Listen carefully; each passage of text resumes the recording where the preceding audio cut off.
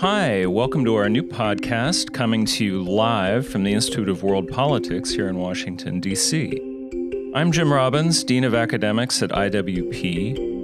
IWP is an accredited graduate school of national security, intelligence, and international affairs, offering a variety of certificates, master's degrees, and doctorates, both in person and online. You can check out our programs and courses at iwp.edu. I want to talk about some current events, but of course the problem with that is that events keep changing, so this talk may be overcome by events even before we can post it. But even if the facts keep evolving, the analysis will be sound, I hope. The topic is the escalating conflict between Israel and the Lebanon-based terrorist group Hezbollah, and what that may lead to. My premise is that it's in neither party's interest to see this lead to full-scale war anytime soon, but history tells us that crises can lead to war regardless of interest or rationality.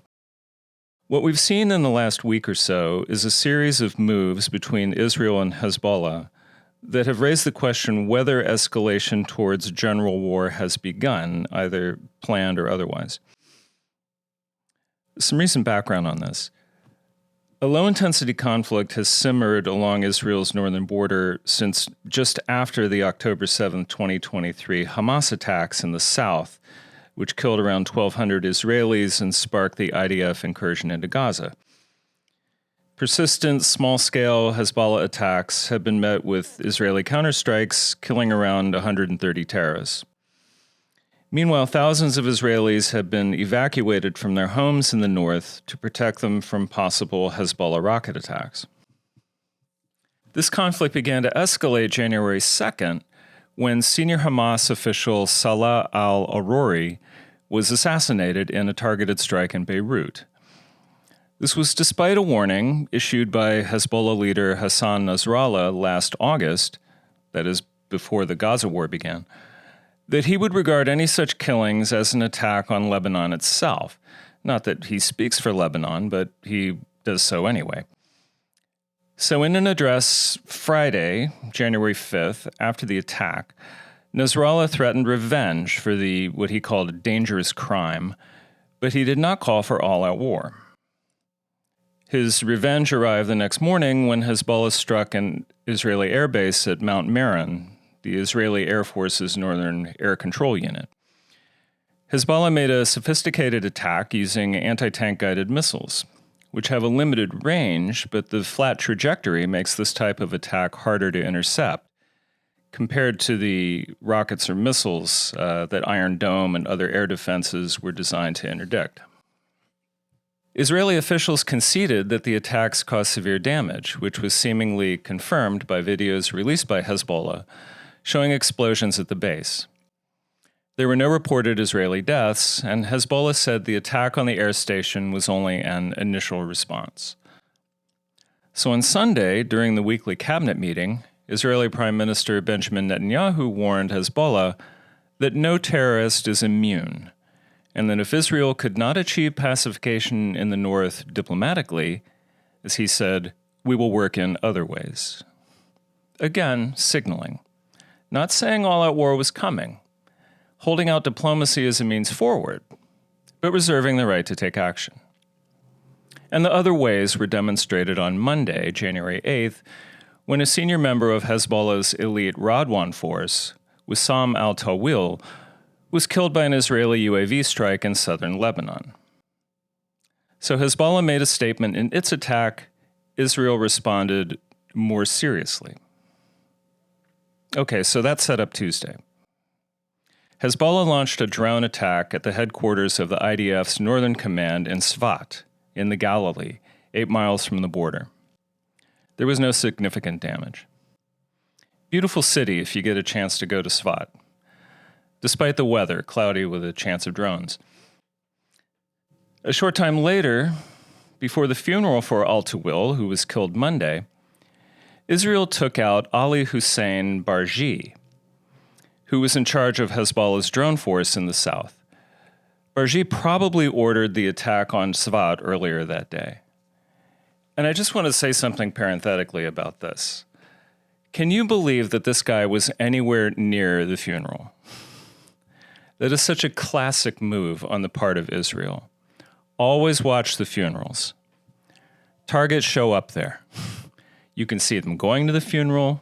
Maybe they're coming from the funeral. Either way, you can get at them. Or even at the funeral, like terrorists do, since they don't care who else gets killed. Like the Islamic State suicide bombing in Iran during a memorial for IRGC commander Qasem Soleimani, whom the U.S. took out in 2020. They attacked that January 3rd, killing 84 mostly civilians, as they do. But Israel's strike on Barji was very surgical. They released video showing his car going along busy city streets until he was away from others, and then they precisely took him out. A separate attack around the same time killed 3 other Hezbollah members, and there have been smaller-scale strikes and attacks from both sides. Hezbollah deputy leader Naim Qassem said in a televised speech Tuesday that Hezbollah did not want to expand the war from Lebanon. But he said if Israel expands it, the response is inevitable to the maximum extent required to deter Israel. Note the key words, to deter Israel. Not to support Hamas, not to liberate Palestine, not from the river to the sea, just to deter Israel. This is not the language of the offensive. Again, they're signaling they don't want wider war, even as this back and forth continues. That is, if you can believe what they say, which you can't always, but they seem to be consistent. So why not just have a war? Why not settle things? What if it was like the war in Lebanon, like 1982 or 2006? Well, Nasrallah has threatened that war with Hezbollah would be very, very, very costly, unquote, for Israel. And he's right. Hezbollah is a more powerful force than Hamas, with perhaps 100,000 rockets and missiles, many supplied by Iran, that could rain destruction over all of Israel. Hezbollah could also bring to bear its arsenal of anti-tank, anti-ship, and anti-aircraft missiles, as well as fleets of drones. Again, many of these weapons supplied by Iran. As we have seen in Ukraine, but not so much in Gaza, surprisingly, drones can be very effective in blunting the offensive power of armor and mechanized forces. Yes, Israel has some very sophisticated anti-drone technology, but this is a rapidly evolving part of the battle space, and there's definite risk involved. Hezbollah has an estimated 20,000 fighters. They claim 100,000, who knows? And the ability to operate with more strategic depth than Hamas. Hezbollah could also count on support from Iranian-backed Shiite militia currently in Syria. A recent DIA assessment found it would be difficult for Israel to prevail in a major conflict in the north while still being engaged in Gaza. But Hezbollah would also have to deal with the effects of a war on Lebanon itself. The country is facing economic strains, and not all Lebanese would respond favorably to being dragged into a major conflict with Israel by the terrorists. Iran may also be more interested in keeping Hezbollah in reserve for now, to build it up for a future conflict. For its part, if war broke out, Israel would seek to cripple Hezbollah swiftly, to destroy their rockets from the air before they could be launched, interdict supplies and support from Iran coming through Syria, and decapitating the Hezbollah leadership.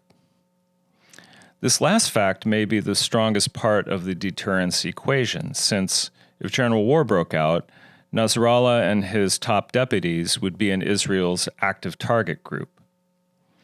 So long as diplomacy is still possible, Israel may not take that step. But the mood in the country post-October 7th is similar to that in the United States post-September 11, 2001. In other words, the gloves are off. And if Hezbollah launched a general war, then anything could happen. Hezbollah, and by extension Iran, would also have to consider the possibility of United States intervention on behalf of Israel. The U.S. is already involved in the proxy wars with Iran, whether in Iraq, Syria, or in operations in the Red Sea against Tehran-backed Houthi rebels.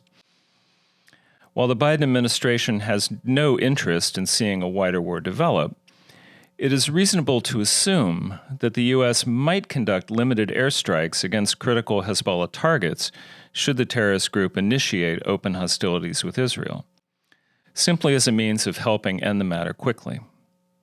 At least Hezbollah has to take this possibility into account, however unlikely. The fact that escalation to general war between Israel and Hezbollah is not in either party's interest does not mean it will not happen. Wars are not always the product of strictly rational calculations. John Kennedy said of the Cuban Missile Crisis that the essence of ultimate decision remains impenetrable to the observer, often indeed to the decider himself.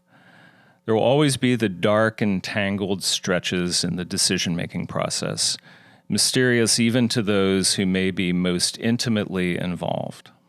But if war does break out and the United States intervenes, would Iran then take direct action to support its Lebanese proxy? Would we see a replay of some of the problems that we saw during the Reagan administration, hostage takings, bombings, and other related activities?